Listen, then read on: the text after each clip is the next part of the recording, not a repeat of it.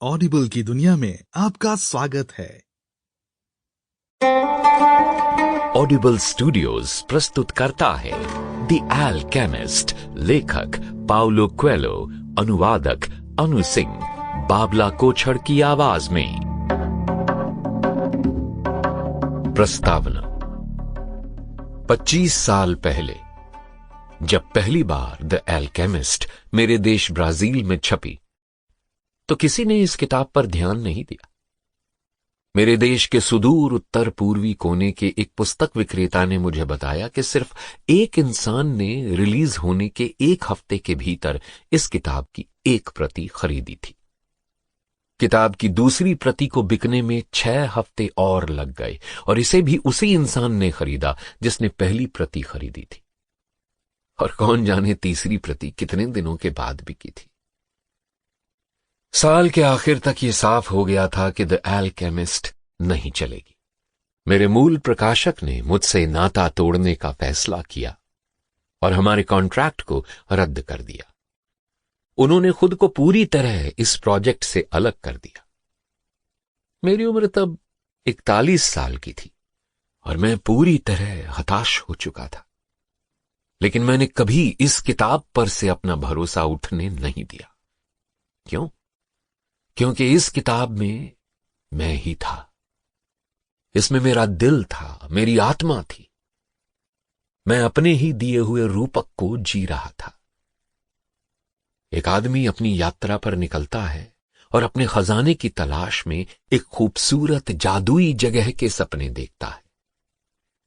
इस यात्रा के खत्म होने पर उसे एहसास होता है कि खजाना तो दरअसल उसके भीतर ही था। मैं अपनी निजी नियति का पीछा कर रहा था और मेरा खजाना लिखने की मेरी काबिलियत थी। मैं इस खजाने को दुनिया से बांटना चाहता था।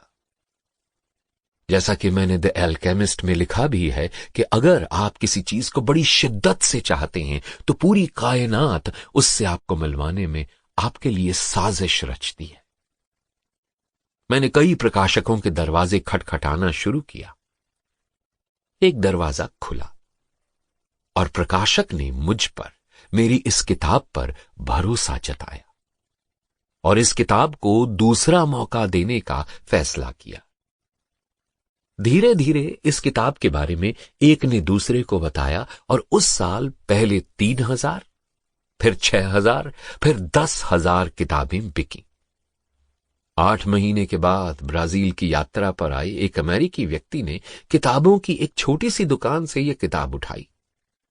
वो इस किताब का अनुवाद करना चाहता था और अमेरिका में पब्लिशर ढूंढने में मेरी मदद करना चाहता था। हार्पर कॉलिंस ने इस किताब को अमेरिकी पाठकों के लिए प्रकाशित करने का फैसला किया और खूब धूमधाम के साथ यह किताब आई। न्यूयॉर्क टाइम्स समेत कई बड़े अखबारों और पत्र पत्रिकाओं में विज्ञापन छपे, रेडियो और टीवी इंटरव्यू हुए, लेकिन किताब को बिकने में फिर भी वक्त लगा और अमेरिका में भी किताब धीरे धीरे एक से दूसरे के जरिए अपने पाठक ढूंढती रही, ठीक ब्राजील की तरह। और फिर एक दिन एक तस्वीर आई। व्हाइट हाउस से निकलते हुए बिल क्लिंटन के हाथों में यह किताब थी। फिर मडोना ने वैनिटी फेयर में इस किताब का जिक्र किया और फिर विल स्मिथ से लेकर रश लिम्बॉ, कॉलेज छात्रों से लेकर छात्रों की मांओं तक ने इस किताब के बारे में बात करनी शुरू की। द अल्केमिस्ट धीरे धीरे अपने आप ही एक अद्भुत चीज बन गई। किताब द न्यूयॉर्क टाइम्स की बेस्ट सेलर सूची में आ गई और 300 हफ्तों तक उस सूची में टिकी रही। यह किसी भी लेखक के लिए एक बड़ी बात है। इस किताब का 80 से ज्यादा भाषाओं में अनुवाद हो चुका है और अब तक के किसी भी जीवित लेखक की यह सबसे ज्यादा अनुदित होने वाली किताब है। इतना ही नहीं, इस किताब को 20वीं सदी की 10 श्रेष्ठतम किताबों में से एक माना जाता है। लोग मुझसे अक्सर पूछते हैं कि क्या मुझे मालूम था कि द अल्केमिस्ट इतनी बड़ी सफलता हासिल करेगा? जवाब है नहीं, मुझे जरा भी अंदाजा नहीं था। और हो भी कैसे सकता था?